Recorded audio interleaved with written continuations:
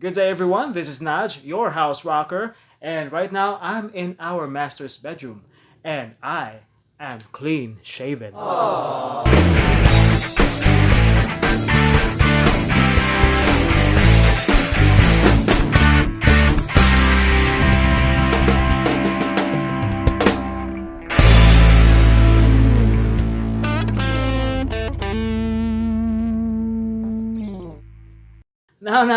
My mustache and beard did not go through special effects just like what Henry Cavill had during his movie Justice League. This is 100% genuine, clean shaven face. Why?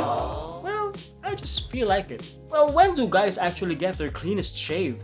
Graduations? Weddings? I was not even shaven during my wedding. My wife loved that rockin' maverick look. Well, speaking of weddings, I'm here to talk about my wife's wedding gift to me 2 years ago, since she knew that I fancy watches so much that it has somehow become my hobby. I'm here to talk about my first watch review, the Orient Sun and Moon version 2. Now, this has been a very long time coming. Should have done this years ago. Well, it's never too late. Well, this was given to me by my wife in this special red box, of course. But if you're gonna buy this Orient Sun and Moon version 2, it comes with this box actually, and with this watch case. And it has all the catalogs inside. This is the box, and of course the Sun and Moon watch. Right, very nice. This is the second generation of the Sun and Moon watch. I believe there has already been a third generation of this model since my wife bought this for me 2 years ago. But I do personally love this version better than the rest of the other versions. Technically, this is the ETOT series, the ETOT 0025 to be exact. This version, I believe, initially had 3 dial colors to choose from. The black dial with silver Roman numeral markers, the blue dial, which I find very elegant, with white Roman numeral markers, and of course mine, which has the white dial and black Roman numeral markers. Yeah, I really like this one better. And succeeding model colors of this version had the gold case. You know, the one thing I love about this dial is the way it is made. Now, if you're gonna look closely, okay, it has the textured patterns on it with waffle-like quilted textures on the inner circle, right? Surrounded by rings on its outer portion. Now, really good attention to detail, which made this look classy and therefore fitting for my wedding 2 years ago. Not to mention, of course, its white dial that's very associated with weddings.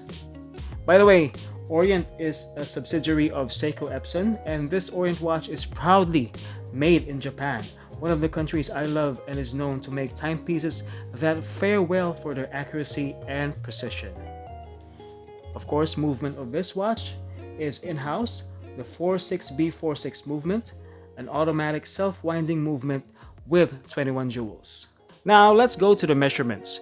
My watch has got a stainless steel case, right, measuring around 42 millimeters in diameter, without the crown of course, and 14 millimeters thick. Yep, making it very top heavy, and making others think that it would not be a proper dress watch. Well, for me it's fine though, breaking some rules on how a proper dress watch should measure. Well, top to lug bottom is around 50 millimeters, and lug to lug width is 22 millimeters. Well, now let's go to the specs of the dial. It's got your standard 3 hands for telling the time, with the black long leaf hour and minute hands. The seconds hand, of course, also in black. The day indicator window on top right, the date indicator window over there on bottom left, and the reason why this is called the Orient Sun and Moon, having a special window on top left showing the sun with a face printed in gold on a light blue background telling its day, and of course the moon and stars printed also in gold on a dark blue background, of course telling it's nighttime. Now there are 2 silver screws on this window, which I think are used to secure the sun and moon window properly. Well, as I mentioned a while ago, it has the Roman numeral markers in black, elegantly stamped on the rings, texture of course of the dial's outer portion. Now, the stamped Orient label at the bottom also having an automatic stamp at the bottom of the label, and the Orient logo very nicely applied on top of the Orient label. Now there's no chapter ring in this elegant timepiece, though I just recently noticed that there's another texture after the rings, if you're going to look closely, which somehow looks like white stitching.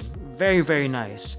At the outermost portion of the dial, we can see the stamped dot markers, the bigger bold ones of course for the hour, and the smaller ones for the minutes. The glass crystal is made of flat sapphire, therefore scratch proof, yeah.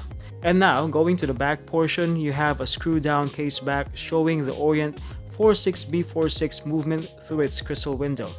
Well, it may not be the most decorated of movements comparing to Swiss watches, but we can see that it's properly and elegantly done. It is also shown that the watch is water resistant to 50 meters, making it A-OK. Yeah, A-OK for water or rain splashes, though I would not recommend it for swimming due to the nature of this watch. It's a dress watch, enough said, though as of late I wear this with plain t-shirt and jeans and it works. By the way, the crown is signed with the Orient logo, as you can see. Now let's go to how the watch works. Upon pulling the crown on its first position, you can adjust the date located at the bottom left between the 7 and 8 hour marker.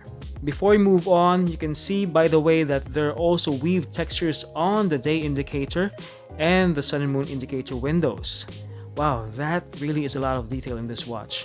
Now let's go to the sun and moon window. Of course, it's a glorified 24-hour indicator telling if it's daytime or nighttime. It adjusts simultaneously with the day and hour adjustment of the watch. So to adjust it, just pull the crown on its second position. Yep, and adjust accordingly clockwise. So you can see the sun and moon window moving and of course the day adjusting. Right. So now to readjust the date, just push back the crown to its first position, then set it to its right date by turning it counterclockwise.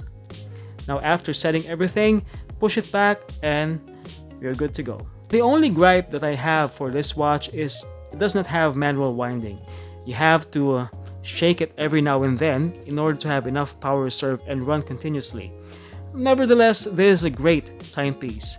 But I realized that I've been wearing this for 2 weeks straight. Now, this watch also comes with an A-OK leather strap, yeah, which I find quite long for me, going all the way almost on top of my wrist, as you can see. Maybe because I have a smaller wrist of 6.5 inches. Well, still no big deal. It has a push-button deploying clasp with the Orient label on it. Let's try it on for size. Well, at around 42 millimeters, it still looks great on my 6.5 inch wrist. Yeah. What's not to love about this watch? For me, this would definitely be one of my best and a keeper, by all means, for whatever happens. So there you have it, my first ever watch review, the Orient Sun and Moon version 2. Don't forget to share and hit the like button, guys. And for more of my videos, just click subscribe. Thank you very much and have a rockin' day.